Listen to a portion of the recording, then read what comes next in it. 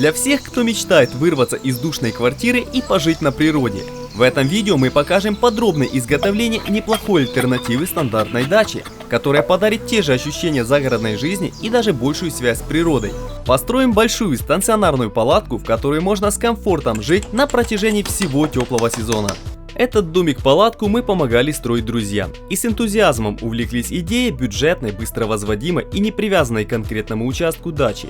Мой друг вынашивал этот проект уже давно, но подобного опыта реализации ни у него, ни у нас не было. А также вначале нам еще только предстояло узнать, будет ли такой шатер удобен для длительного проживания. Кстати, этот домик мы построили в прошлом году, так что у нас уже есть опыт его зимовки и длительной эксплуатации летом. Но об этом чуть далее, а сейчас приступаем к стройке. Меня зовут Гена, а это канал My Galaxy о строительстве и обустройстве собственного дома. Приятного просмотра!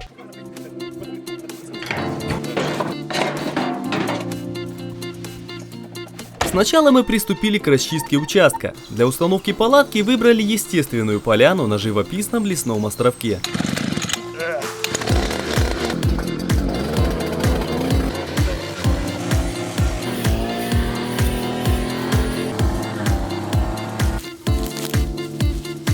Подлесок, состоящий в основном из камыша, расчистили с помощью мотокосы. Деревья не пилили, так как для нас было важно не разрушать естественную природу и после возможного демонтажа сохранить ее в первозданном виде.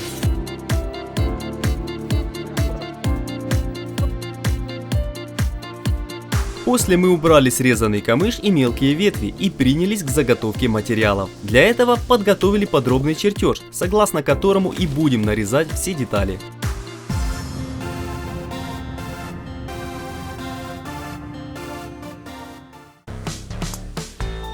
Основная часть несущего каркаса, состоящая из стоек, стропил и конька, сделана из обрезной сосновой доски с сечением 120 на 40 мм. Каркас для платформы под палатку сделали из доски 150 на 40 мм.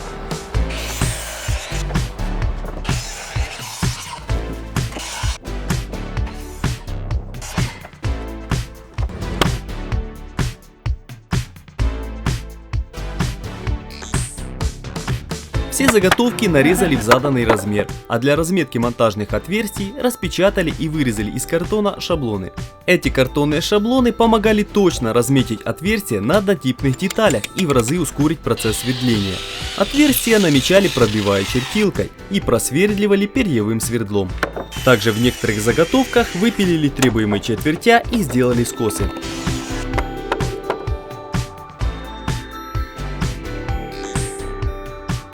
Процесс порезки и свердления ушел у нас в ночь, ну а с утра мы принялись гладить шероховатости на поверхности досок с помощью рейсмуса. Им же придали заготовка идеального прямоугольного сечения.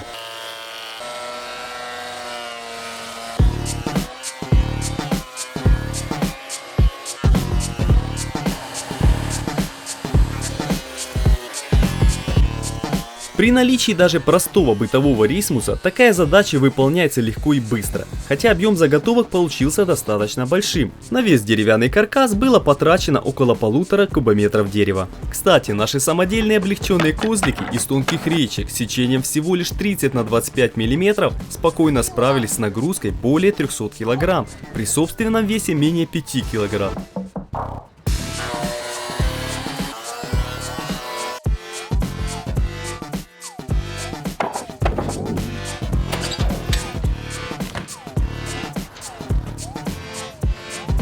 После заготовки всех материалов мы приступили к изготовлению основания.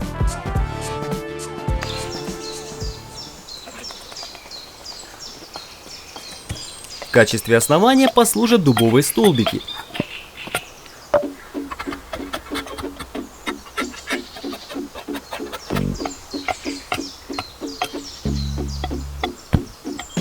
Дерево очистили от коры, так как в ней как раз и заводятся вредители.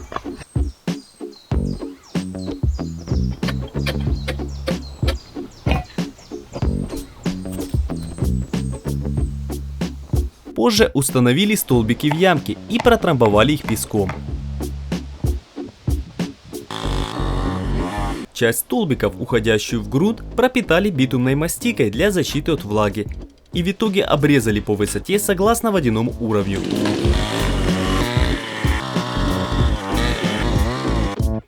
В итоге домик опирается на 15 столбиков, а в плане подиум имеет размер 4,6 на 8,3 метра. Сборку каркаса начали с основания, где большинство элементов опирается на 2 столбика.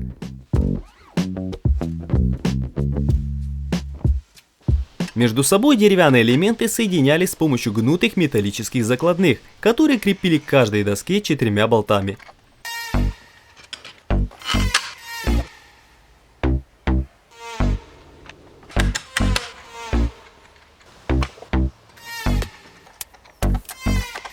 Подобными металлическими закладными скрепляли и остальную часть каркаса.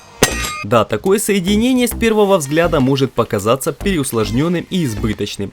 Цель этих узлов не только в том, чтобы облегчить первичную сборку, но также предусмотреть последующую удобную разборку и повторную сборку каркаса.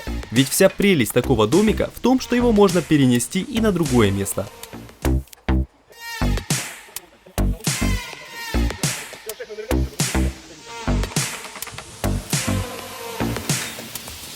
Хотя все соединения простые и элементы в них взаимозаменяемые, но ввиду масштабности каркаса количество болтов с гайками дошло до 1000 штук. А так как мы затягивали их вручную, то и закончить сборку всего каркаса в течение одного дня не сумели. Хотя при наличии простейшего гайковерта эта работа ускорилась бы в разы. Настил сделали из отдельных щитов с размерами удобными для перевозки 2,3 на 1 метр. Состоит он из обрезной доски толщиной 25 мм и усилен 3 брусками снизу.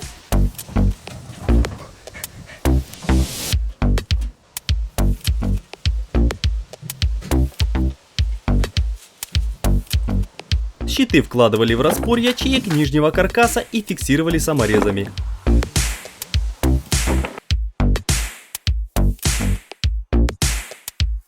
Сверху на большинстве щитов также закрепили брусок с текстильной липучкой. Он сформирует по периметру линию для пристегивания палатки.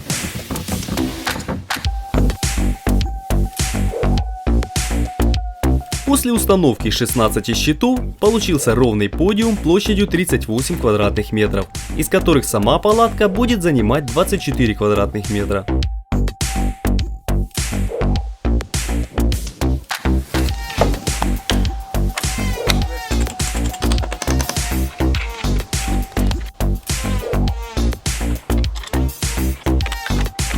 Верхняя часть каркаса состоит из 5 основных пар стоек, которые несут по 2 стропила, формирующие классическую двухскатную кровлю.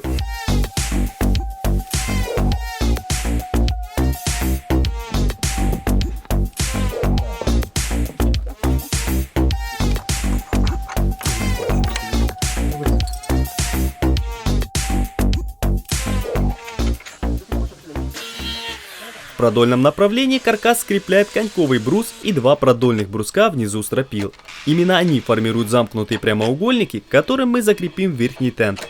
Верхний тент склеен из ПВХ ткани с плотностью 630 грамм. Это прочная водостойкая ткань, которая устойчива к ультрафиолету.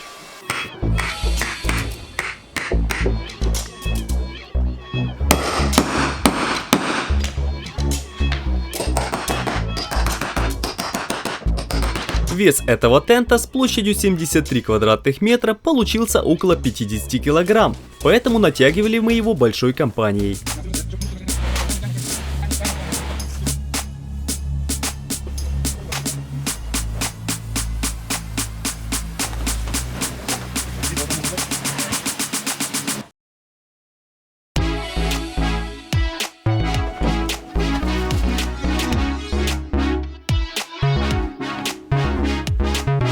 К каркасу тент закрепили с помощью резиновой шнуровки, так он всегда будет оставаться в натянутом состоянии.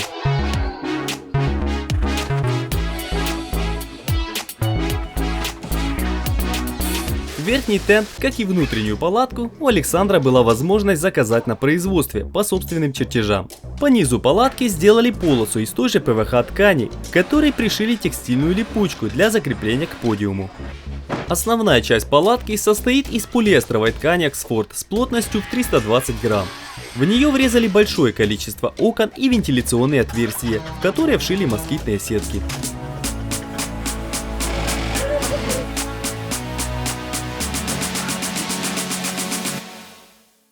Внизу палатка будет крепиться на текстильную липучку, а сверху будет висеть на 3 дюралевых трубах. Отрезки труб соединили через деревянные вставки и закрыли торцы грибовидными заглушками.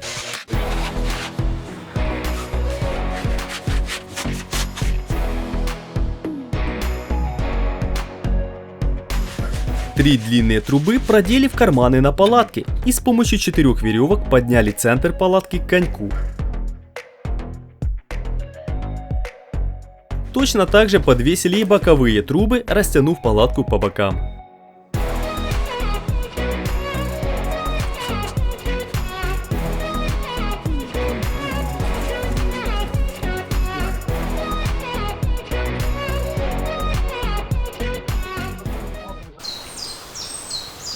Ну вот, основная часть работы над домиком была закончена. Мы также установили отрезки трубочек на скручивающиеся в рулон окна, и работа в прошлом сезоне была завершена. Палатке предстояло преодолеть испытания зимы. Верхний тент с каркасом достойно выдержали снеговую нагрузку, а вкопанные столбики не покоробило морозным пучением.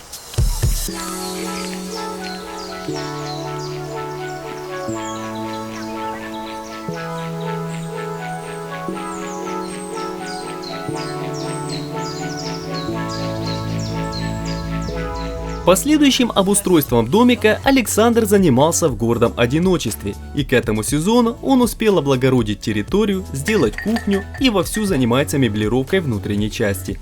Уже 2 месяца Саша с семьей вовсю эксплуатирует этот домик, живя здесь большую половину своего времени. Шатер обживается комфортом, и это только подталкивает оставаться здесь подольше. Для водоснабжения домика была пробита скважина и установлена напорная станция. Если такой возможности добыть воду нету, то можно просто установить бак и завозить воду или даже собирать дождевую с последующей фильтрацией. В этом месте удалось подключиться к электросети, поэтому все электрооборудование на 220 вольт. Как вариант, при его отсутствии можно установить солнечные панели с парой аккумуляторов, которых бы хватило на освещение, холодильник и зарядку телефонов. Плита на кухне питается от 25-литрового газового баллона, и его объема хватает очень надолго, максимум 2 заправки за сезон. Двухслойная конструкция из тента и отдельно стоящей под ним палатки образовывает между ними большой воздушный зазор, позволяющий воздуху беспрепятственно циркулировать в этом пространстве, таким образом отводя тепло от нагреваемого солнцем тента. Да и сам выбор белого цвета для тента уменьшает его нагрев. Спереди у шатра на открытой террасе разместилась кухня, оборудованная газовой плитой, холодильником, мойкой и местами для хранения. Здесь же рядом расположилась и зона для приема пищи. Внутри палатки уже сделали пару кроватей. При желании внутреннее пространство можно разделить на уютные зоны с помощью штор. Здесь подобная штора отделяет функциональную кладовку, где в будущем появятся полки для вещей и одежды. Окна можно открыть, скрутив их в рулон, или закрыть, застегнув молнию. А приватности и затененности можно добиться, раскрутив наружные мягкие ставни. При этом у кровли есть еще 2 вентиляционных отверстия, которые можно оставить открытыми на постоянно. Себестоимость такого домика по материалам составила около $3000. Ну а если учесть и труд, то он получился бы еще дороже. Да, сумма получилась относительно немаленькая, но друзья строили его для себя, поэтому сделали шатер крепким, при этом выбирая долговечные материалы. Концепция жизни на природе привлекательна для многих, ну а в таком шатре будет к ней максимально близка, при этом не в ущерб комфорту. При наличии мобильного интернета и соответствующей деятельности работать здесь можно удаленно, что позволит автономно жить на природе более длительное время.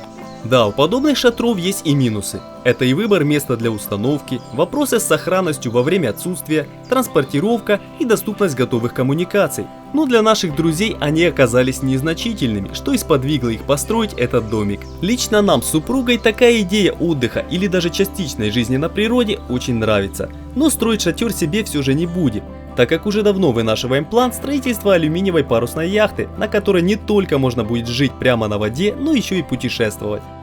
А как вам такая идея жизни вне цивилизации в комфортной палатке? Напишите ваши мысли в комментариях, нам будет очень интересно почитать. Следующее видео будет о пошаговом строительстве нашего нестандартного каркасного дома. От проекта, полного возведения, до опыта проживания, разбора ошибок и выводах о плюсах и минусах каркасного дома. Это будет самое длинное и насыщенное видео на нашем канале. Если вам интересна тема строительства и обустройства дома, подпишитесь на наш канал и обязательно проверьте, нажат ли у вас колокольчик, чтобы не пропустить наши видео. У нас также есть более легкий канал My Galaxy Easy, где мы выкладываем видео о новых проектах без комментариев несколько раньше, чем они будут полноценно опубликованы на этом канале. Так что если вам не терпится посмотреть что-то новое в нашем исполнении, можете подписаться и на него. Друзья, спасибо всем, что досмотрели до конца и за вашу поддержку. Обязательно увидимся в следующем видео.